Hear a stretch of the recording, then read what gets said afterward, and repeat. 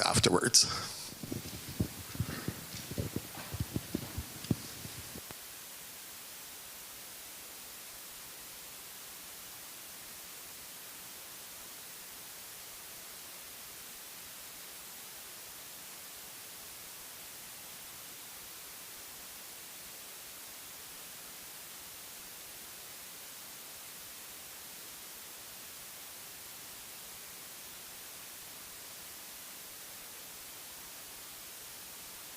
Oh, and could everyone please stand?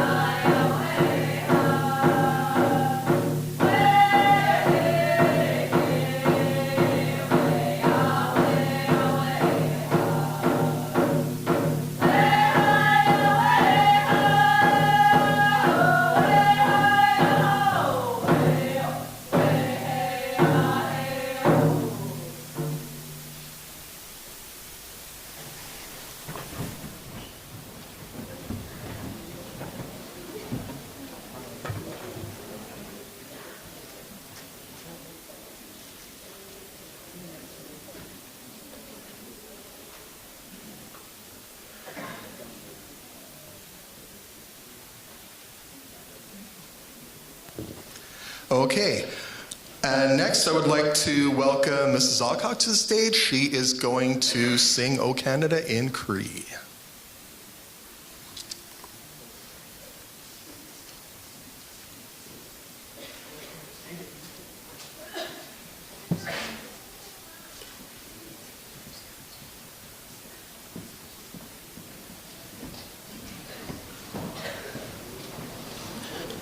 Nipawik, stand up.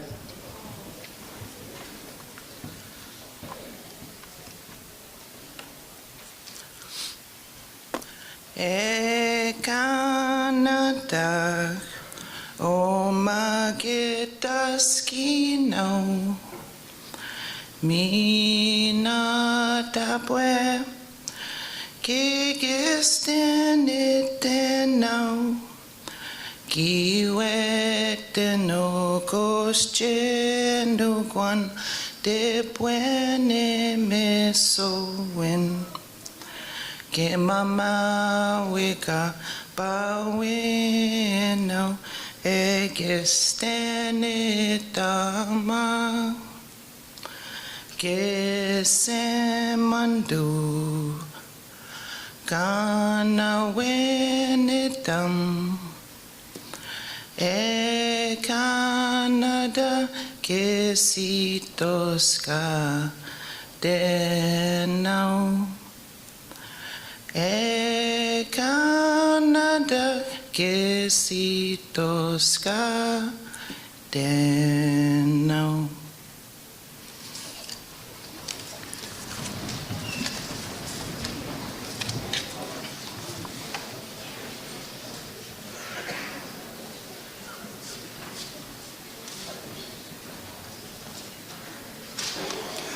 Next, I would like to welcome Caroline Uskin to the stage, and she is going to lead us in an opening prayer.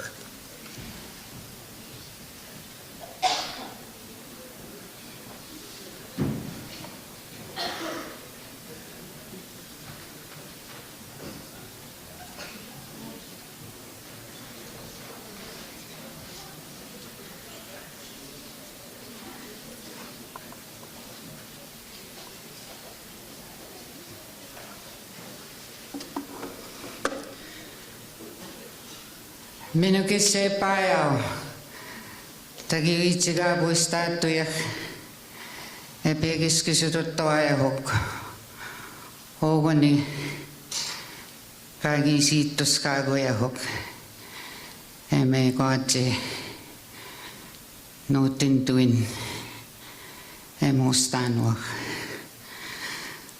It is a good morning to come together in remembrance of those who served our country, who fought to keep us safe, and who are still fighting the battle to keep the peace. And I'm honored to do the opening prayer. This prayer, this little frame, was given to me by an elder friend. And this prayer includes all the brothers and sisters of Mother Earth. It respects all cultures. O Great Spirit,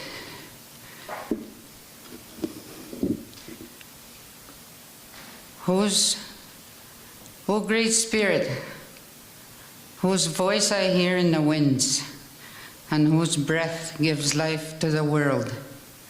Hear me, I am small and weak. I need your strength and wisdom. Let me walk in beauty and make my eyes ever behold the red and purple sunset. Make my hands respect the things that you have made, and my ears sharp to hear your voice. Make me wise so that I may understand the things you have taught your people.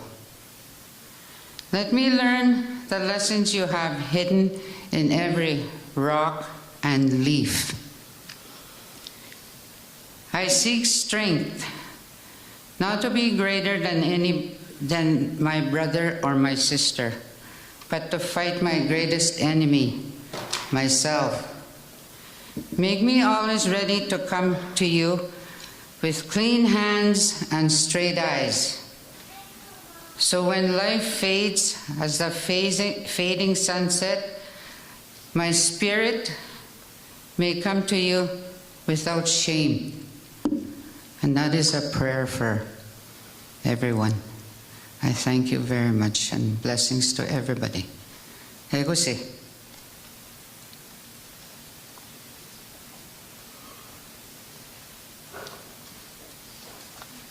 Thank you, Caroline.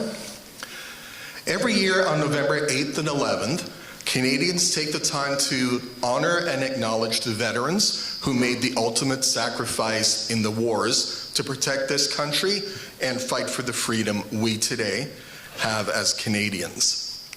November 8th is Indigenous Veterans Day. We recognize and express our gratitude to the First Nations, Inuit, and Métis women and men who have served and are serving our country with pride and dedication. For over 200 years, Indigenous peoples in Canada have served selflessly, defending the freedom and democracy Canadians enjoy today. Serving with honor and distinction in all branches, their heroism has earned them many military decorations. Indigenous women and men have countless reasons to be proud of their military accomplishments. In addition, they continue to make Canada proud. We must never forget the accomplishments and sacrifices of Indigenous veterans, especially as we continue down the path toward reconciliation and healing, and a renewed relationship between Canada and our Indigenous peoples.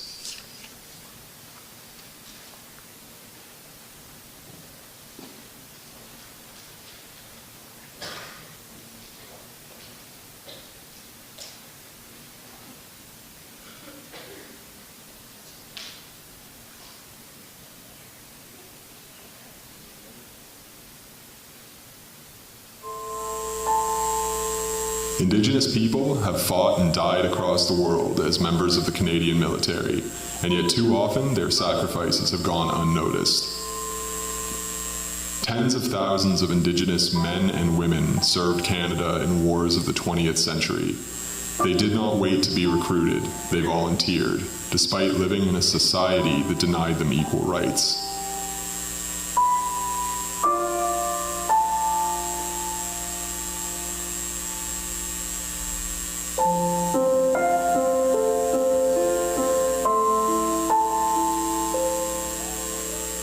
They enlisted for many reasons. Some wanted to carry on a family military tradition or further military careers. Others just wanted a steady wage.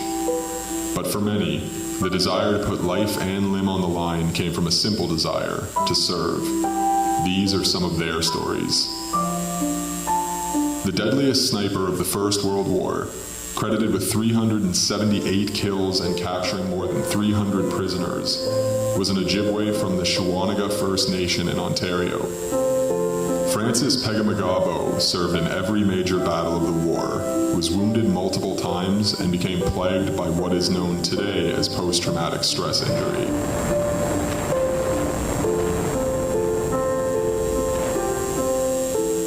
Renowned for sneaking behind enemy lines, among other acts of bravery, he was one of only 39 Canadians to earn the Military Medal with 2 bars.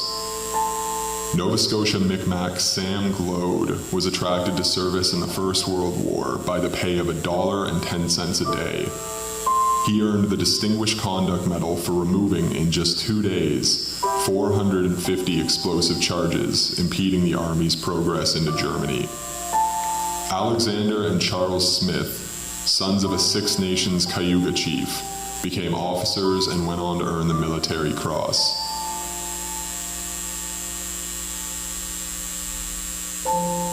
George McLean, the grandson of a British Columbian First Nations chief, earned the Distinguished Conduct Medal for a solo attack on the enemy at Vimy Ridge. Also recognized for their service were Six Nations Boston Marathon winner Tom Longboat, twice wounded as a dispatch carrier, and Edith Montour, who served as Canada's first Indigenous nurse in the First World War.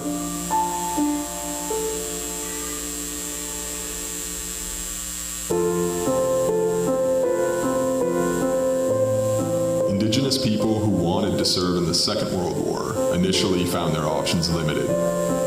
It wasn't until mid-war that color bars were lifted, which made it easier for Indigenous people to serve.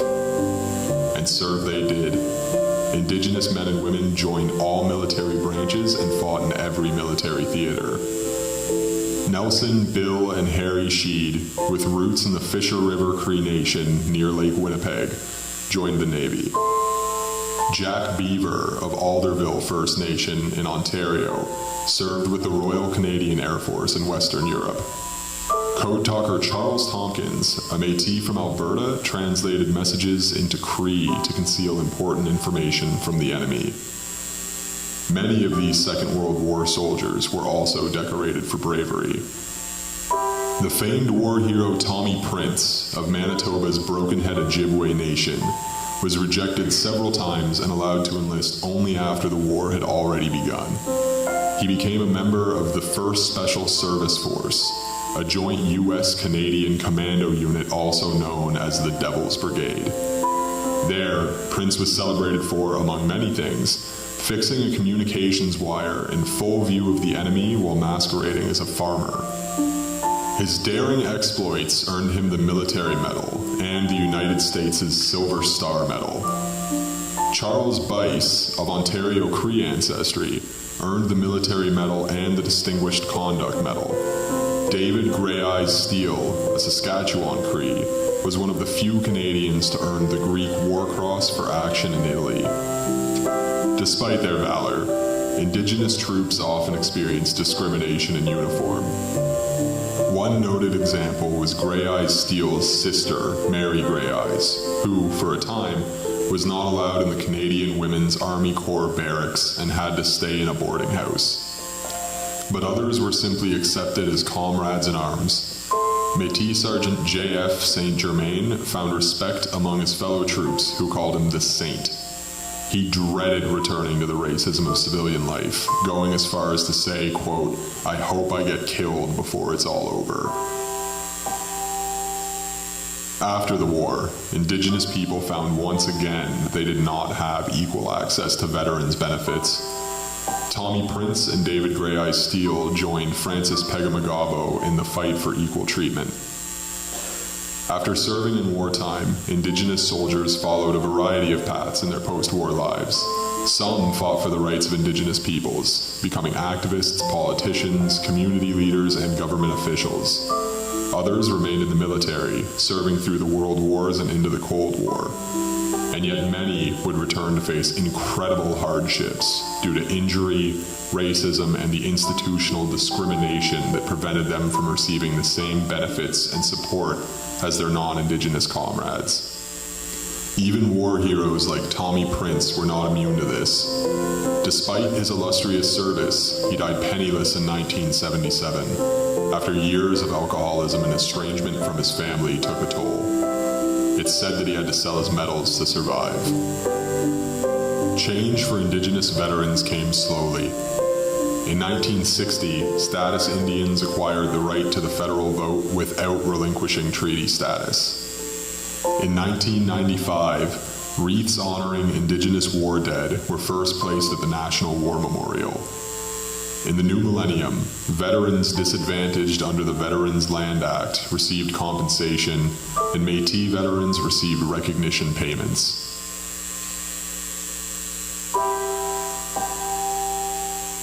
Received compensation, and Métis veterans received recognition payments.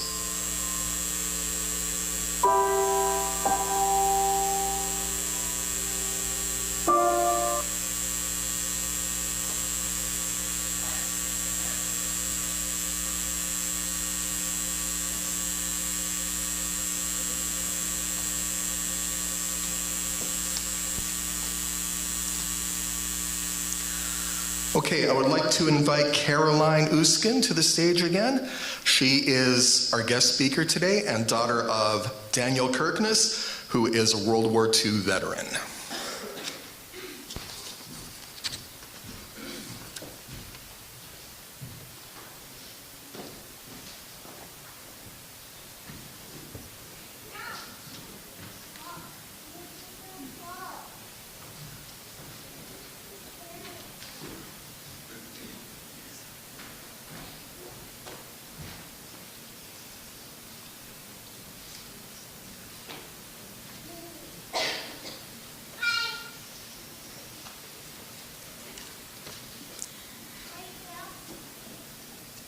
Hegusi,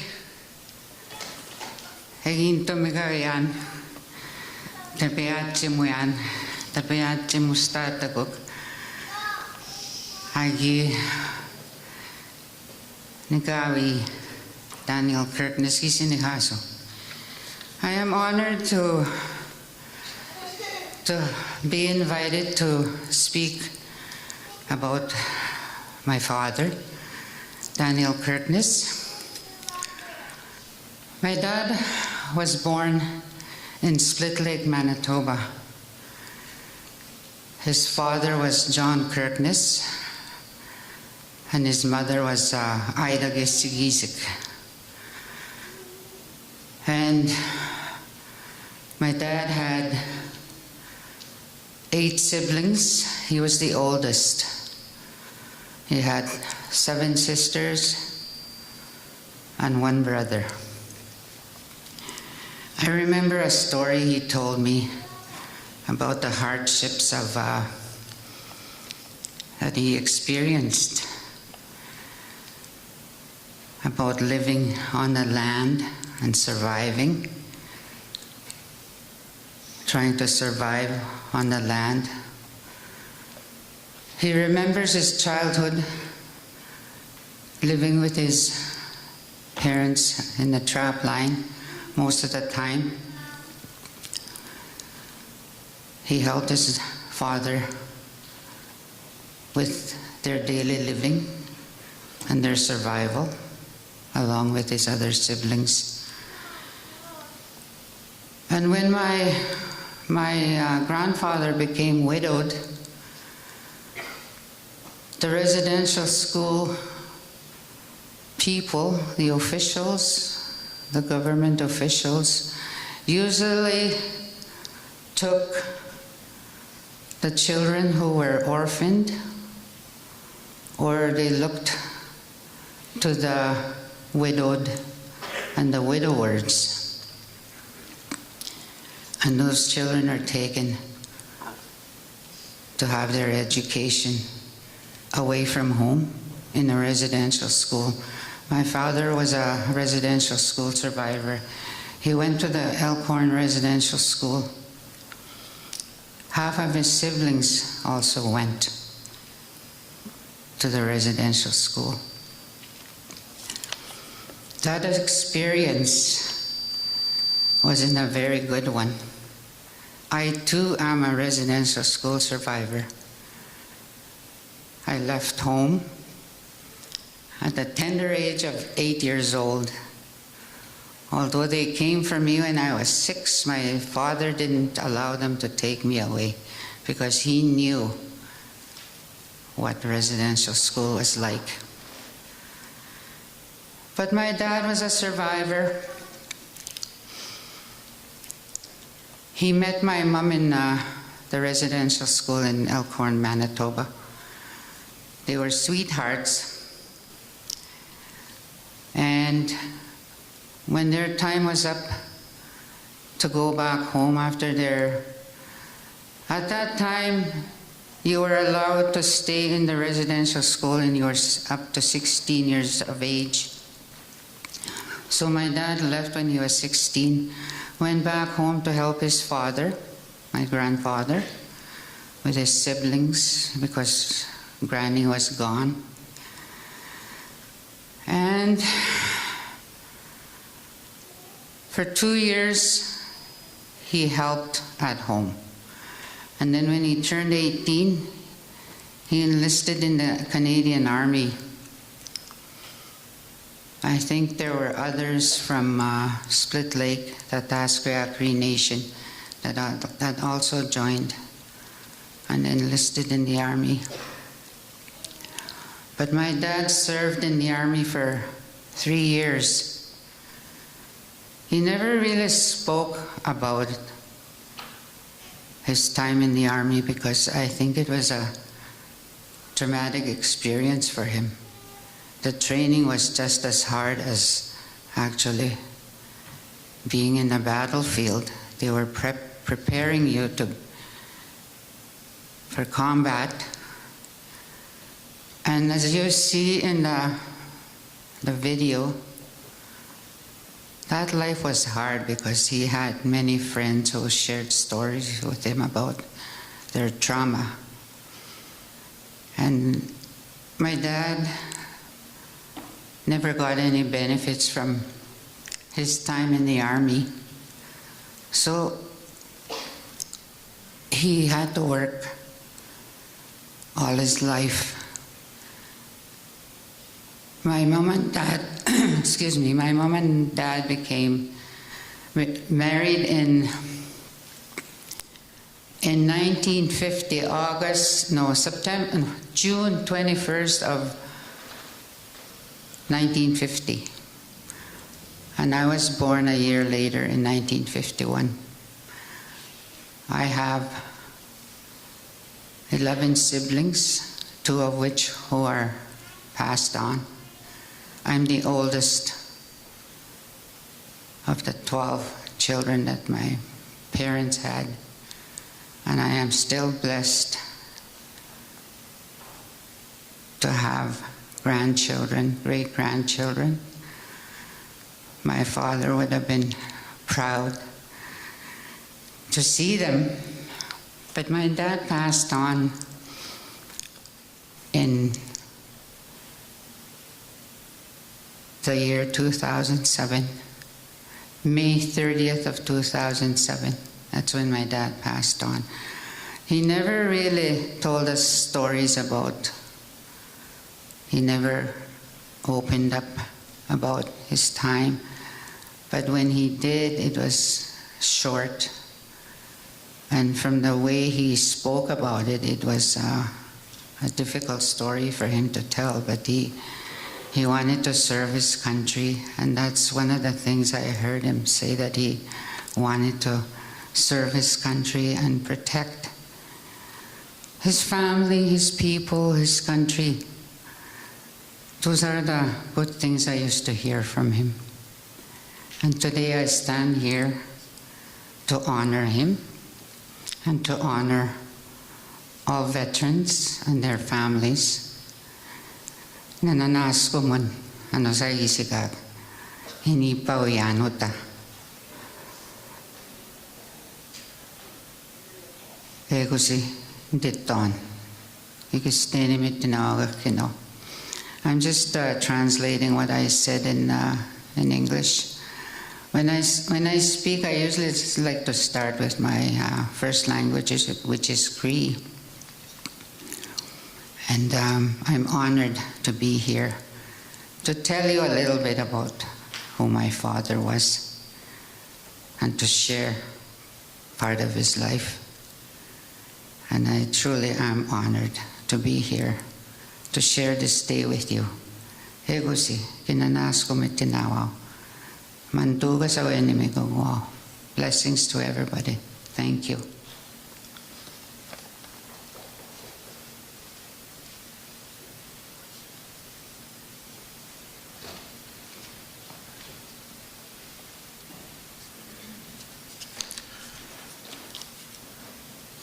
Mr. Alcock is going to share an Indigenous veterans poem written by Solomon Ratt.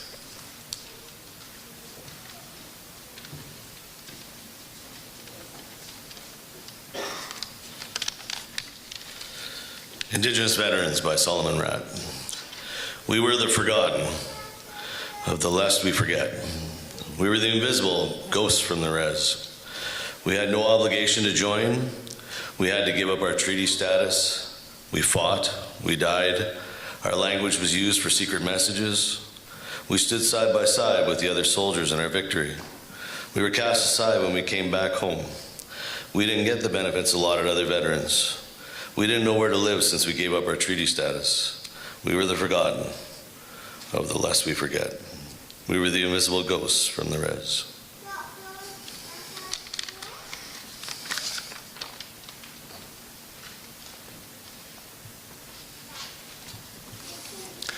Next up, we have Brooklyn Theate, and she is going to share an Indigenous Veterans Day poem that she has written.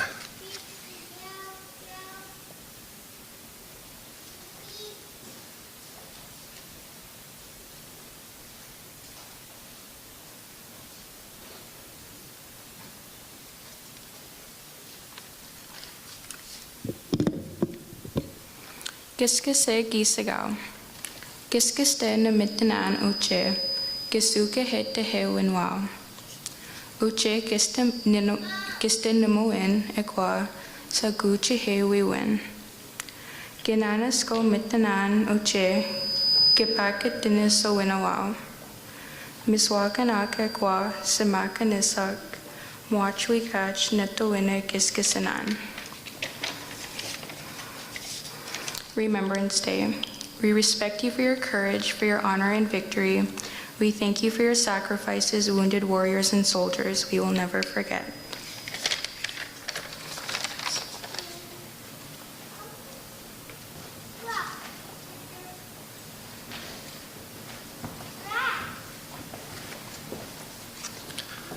Next up, we have Chanel the Redhead, and she is going to share a poem that she has written as well.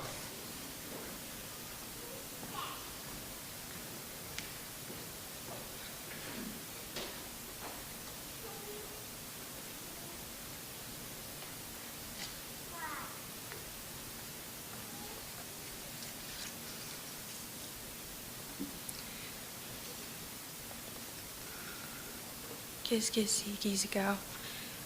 Kinana skumitanan simaganasak. Kistin nitin namowen ekwa. Kistin namowen oche. Eka gita wanagi gisiak. Gisuke hit tehe winwao.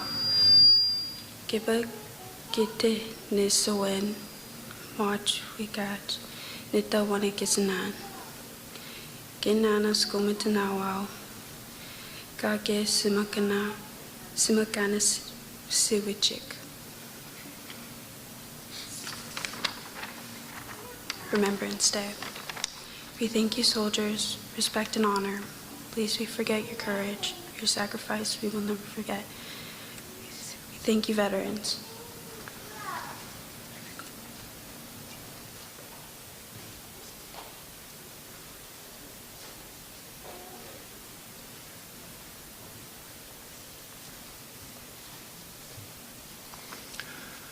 We often discuss contributions of Indigenous soldiers during wars on Indigenous Veterans Day, but Indigenous men and women continue to proudly serve in uniform in the post-war years as well.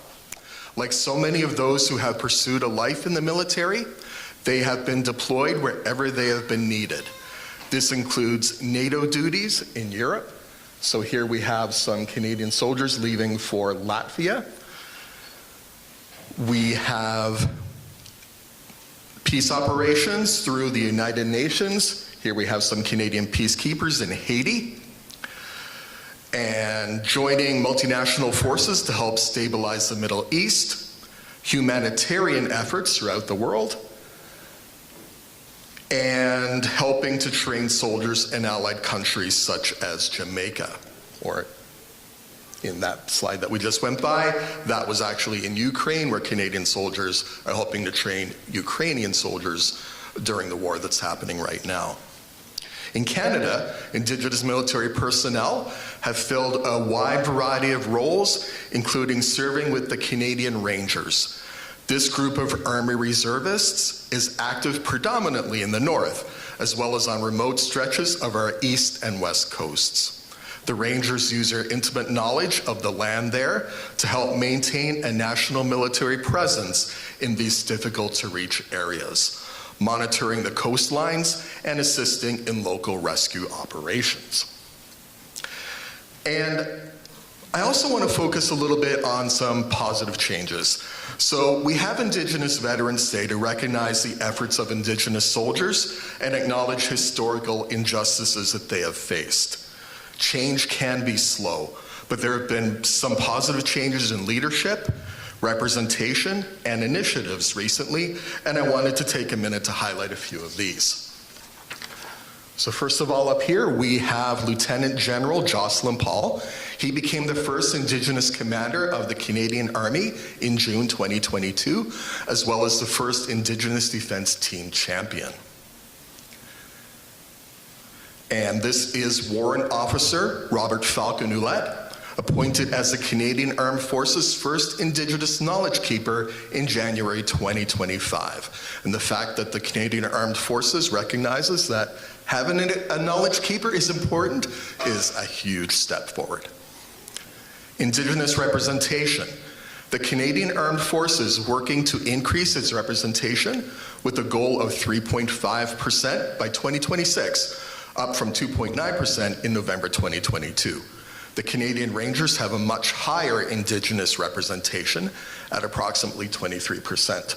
So in this slide, this is a different kind of representation, but I just wanted to also share some things about this Eagle staff. So I've seen this staff at certain ceremonies or events and never knew the significance of it. But when I was doing a little bit of research, I learned a lot, and I wanted to share that with you because I think it's important. So this staff goes to different events throughout the world with the Canadian Armed Forces. At the top is an eagle carving, which represents the Creator and offers prayers to all those assembled. You can see we have the Canadian flag there, and down the side are the flags of the provinces and territories, symbolizing those who share the land with us. The heart of ethics is a natural heart-shaped marking on the staff, symbolizing the 7 grandfather teachings of love, respect, honesty, wisdom, truth, humility, and courage. So on the left, it's enlarged a bit. You probably still can't see it very well, but it's a natural marking in the wood, which represents those teachings. A blackened veteran's hand to honor all those who came before us, also enlarged a little bit on the left. There are 13 eagle feathers representing each calendar moon and First Peoples of every province and territory. There's also a Métis sash, First Nations ash bow, and Inuit narwhal tusk, symbolizing many peoples, one nation. And finally, not just anyone can hold this staff. Veterans and warriors are specially chosen as eagle staff carriers based on qualities of honesty, bravery, humility, wisdom, integrity, and respect for First Peoples traditions. So that's a little bit of a different representation, but also important. There's also been an Indigenous Reconciliation Program, which is a program that launched in April 2023 to facilitate engagement with Indigenous peoples, with $9.5 million allocated over 5 years. So the whole goal, communicate with Indigenous people, find out their needs, how can we do things better as the armed forces? And there's also an Arctic and offshore patrol ships program. So this program was 6 ships, all affiliated with regions of Inuit. The HMCS William Hall was deployed on an operation in the Northwest Passage in August 2025, working in partnership with Inuit and Northern Indigenous governments and communities. And finally is the apology. So the Canadian Armed Forces issued an apology in October 2025 for racial discrimination and systemic harms against Indigenous members. Again, getting apologies from any government or any kind of organization like that is never easy, and it's always a big step when that happens. So there are plenty of good things happening regarding Indigenous veterans and Indigenous soldiers. Okay, and now I would like to invite Ms. Alcock to the stage to read In Flanders Fields in Cree.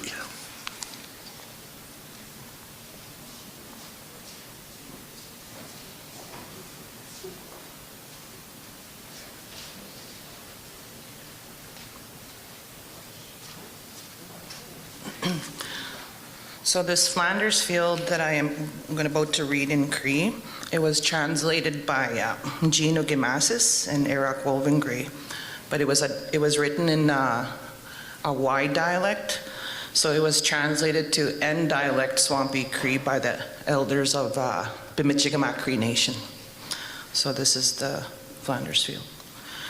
Oda Flanders Negwaskanik Wawe Pastanwa Wapigonia Astak Bimitas Kwahigana Kana Nip Destege Dagiskinwa Jitak Itaga Bimisiniach Maga Gisigok Anegik Esuge Nigamujik Pinesisak e biminajik, agawach betagoswak, inigok e mamatwege ge paskisagana aski. Onagatas ke wak ninan, namona maga kayas nigi bimatisnan, nigi mosestanan ka sagasteg, nigi wabatenan ka pagisimok, nigi sagi wanan mina, nigi sagi kawinan, maga egwa nipimisinan uta Flanders negwaskanik. Ginawaw egwa nutinigok kanutinamagawagok egisago jigawiach kitasu namadanan iskuteo opinamok egwa ginawaw gispin anwedawiage ninan kanagataskeach namots niga anwepinan ada eo pigige wapigwania uta Flanders negwaskanik.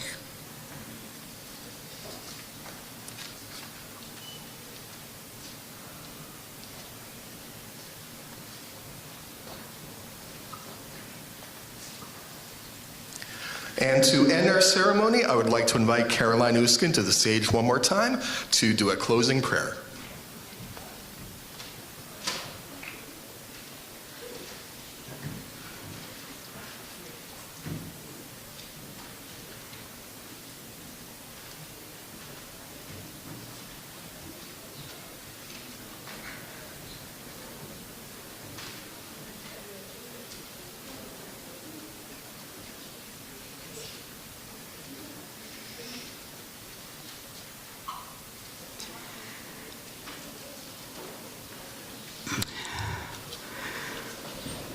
I ask everybody to stand, please. Nanas komutan. Let us give thanks for coming together to remember the veterans of the past and the veterans who are still active today.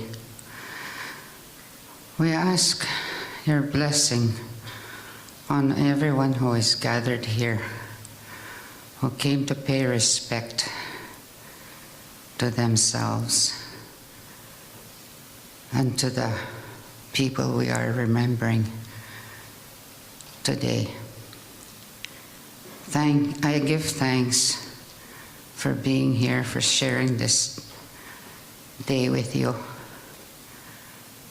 And I ask a blessing on each and everyone, here and everywhere. All the people who serve their country for peace and who give of themselves, who dedicate themselves to their people. Thank you very much for this morning and for this day. May you go in peace, walk hand in hand with each other each day, and remember that love is the thing that will lead us all the way until there is peace everywhere. Kinanas kumitinan, kakino utagayayag. Agosani. Thank you, everyone, for inviting me and for remembering my father and for remembering everybody who serves for the love and the peace of the world. Egosi, thank you very much.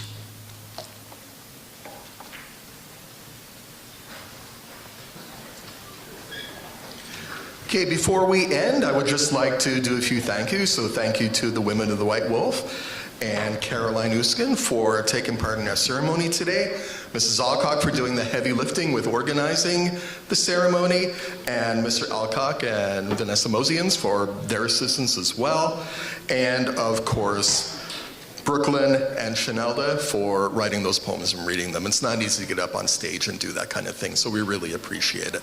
And to all the students here today, thank you for the respect that you've shown. Your behavior here has been awesome. So that concludes our ceremony, and I hope you have a great weekend, everyone.